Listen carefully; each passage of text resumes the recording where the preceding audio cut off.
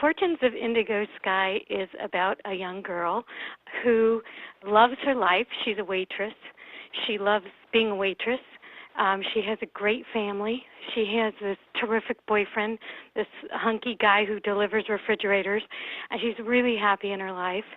And then one day, a customer gives her, through a series of events, gives her a very big tip, a very, very big tip, a life-changing tip.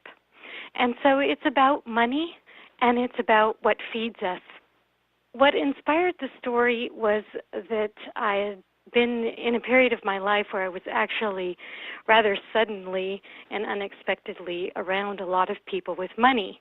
I had kind of grown up where I had always had sort of the appliances that were breaking down, the car perpetually breaking down, and the big treat in our lives was going and getting a maple bar. So it was a little bit of a culture shock. I felt like I was kind of in a foreign land, and I was observing that foreign land rather like a tourist would. And what I found was that there were a lot of really wonderful people, but there was also a lot of emptiness that I encountered there. And so I guess I started thinking about that kind of old idea that money doesn't buy happiness.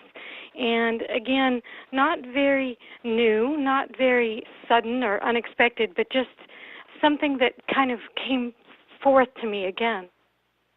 I hadn't intended to write books for teens originally.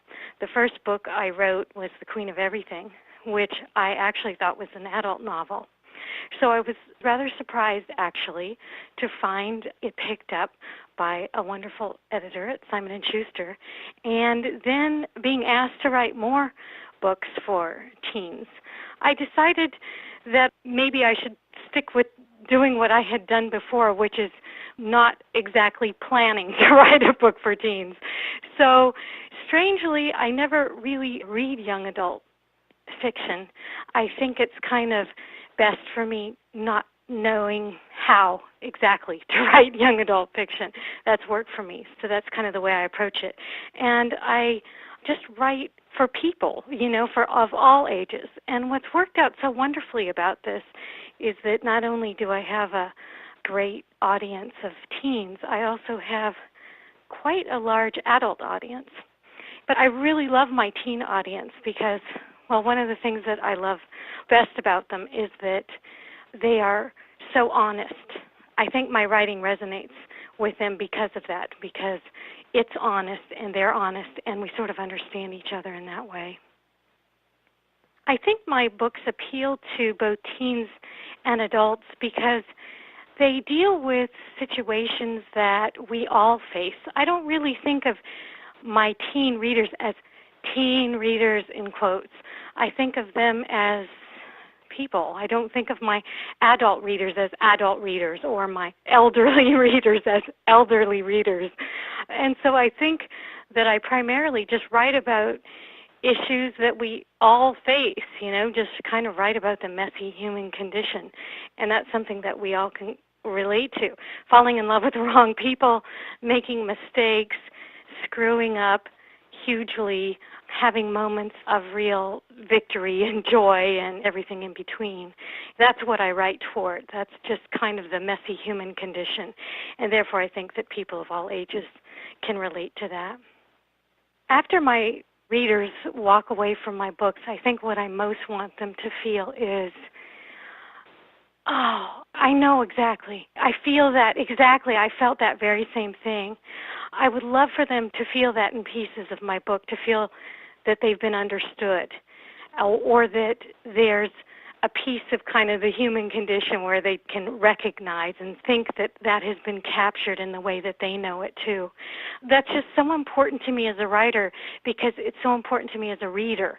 It's one of the things that I myself go to a book for, to be understood. And so that's one of my great aims in writing all of my books. If someone wanted to become an author, what I would advise them to do would be two very obvious things, and that is to read and read and read and read. I think it's really important to read bad stuff and good stuff and to try and figure out what the difference is. It helps you learn a rhythm. So much about writing is just about feel. and rhythm and about hearing the words in your head and knowing that it's right. And I think we get that sort of innate intuition about that just really through our reading from the time when we were very small. And the more that we do it, I believe the better our sense of that rhythm becomes. And the other very obvious thing, which is going to sound really silly, but if a person wants to be a writer, what they need to do is write. And I know that sounds kind of ridiculous, but I hear so many people say, I want to be a writer, I have this idea, but they haven't really written anything. And I can understand that. I can really understand that because writing isn't easy. It can be very painful sometimes. And it would be nice to think that we could, like the shoemaker and the elves in the shoes, just sort of, that it would appear. But thus far, I've not gone downstairs and there's a novel waiting for me at my fireplace. So you really have to write. You have to write and practice and submit and do it.